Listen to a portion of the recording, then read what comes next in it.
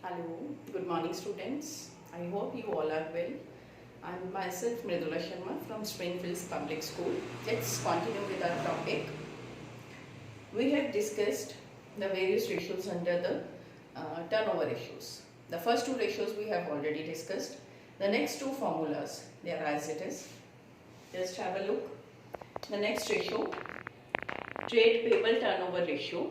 Our formula is net credit purchase upon average trade payables. And how to calculate the average trade payables? Opening trade payables plus closing trade payables divided by 2. Now what does this ratio indicates? Trade payables means creditors plus bills payable. Creditors and bills payable, that is our current liability. In how much time we are able to make the payment of these creditors and bills payable. Higher the ratio, that is a better indication, means as we are able to make our payment, number of times that we are able to give our payment, or we can calculate this in days also. The formula for calculating the ratio in days, that is average payment period 365 upon trade payable turnover ratio. The answer will be in days. कि कितने दिनों में हम अपने liability की payment easily number of times अपना 1 year में कर देते हैं, और जितनी जल्दी पेमेंट कर देते हैं, that is a better indication for us. The next ratio is working capital turnover ratio, and the formula is revenue from operation upon working capital. Working capital means current asset minus current liability, means excess of current asset upon current liability. Now what does this ratio indicate? Working capital, this ratio is generally have more importance for non-manufacturing concerns. Reason being, as working capital, it is generally being utilized by the, you can say, trading concerns, as they need not to invest their money in the manufacturing or in fixed assets. So by this ratio they come to know how much their working capital is being utilized, और जितनी अच्छे से उनका working capital utilise होगा, for example stock, inventory या debtors, वो जितनी जल्दी कन्वर्ट होंगे, that is a better indication. So it means working capital हमारा पूरे ईयर का कितनी जल्दी रोटेट होकर रेवेन्यू क्रिएट करता है, तो that is the main logic और objective behind this ratio. So we have discussed total 4 ratios under our turnover ratio, and today I'll give you one last assignment from this ratio, from this particular ratio also, in which the questions related to trade payable as well as working capital ratio is there. Then this topic will be completed. I have taken one question number 78. In this question there is a point I want to discuss this question with you. Just have a look. This is question number 78.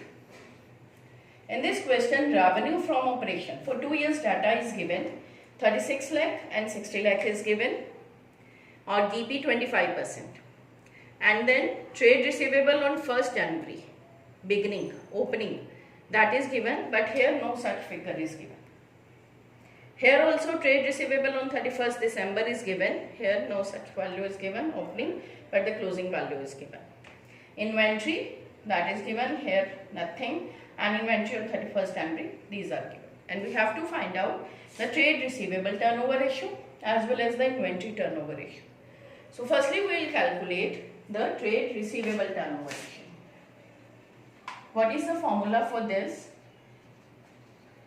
Net credit revenue upon average trade receivables. Whenever in the question, here I am taking for 2019, I am calculating the values. In 2019, 36 lakh revenue is given. Here no such indication is there whether it is cash revenue or credit, so we are assuming this is the credit revenue. Then it means credit revenue is given 36 lakh. Average trade receivables, opening plus closing. Here opening 5,40,000 is given. Trade receivables on 1st January, and then here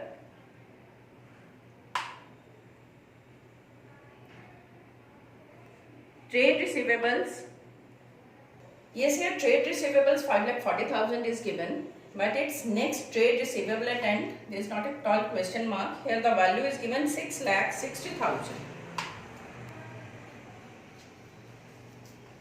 And we are going to calculate the average trade receivables 5,40,000 plus 6,60,000.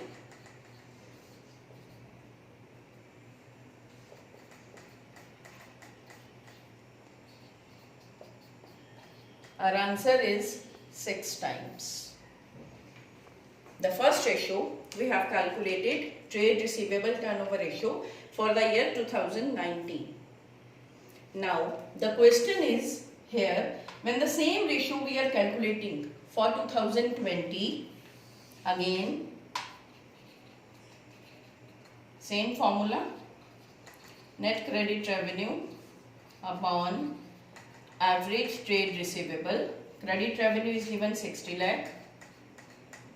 While calculating average trade receivables, here we have been given only the closing trade receivables 9,40,000.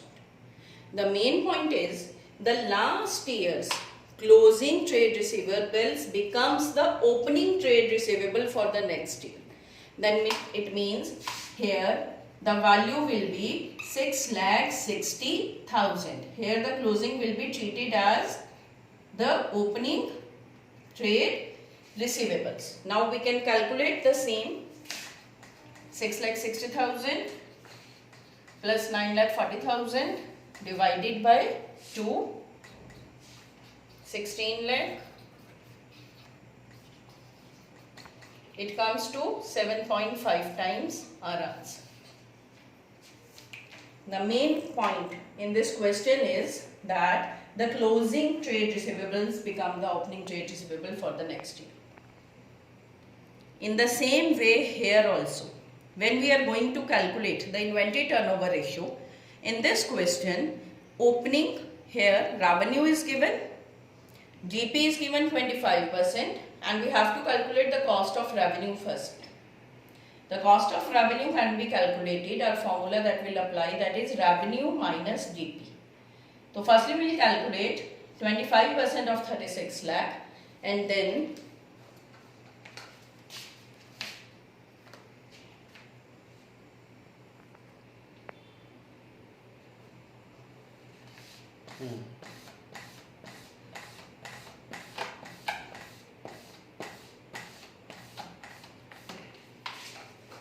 inventory turnover ratio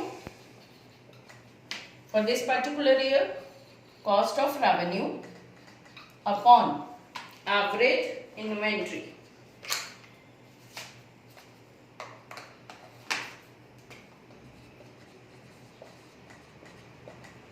Cost of revenue, revenue minus GP. Here the revenue is given 36 lakh minus 25% of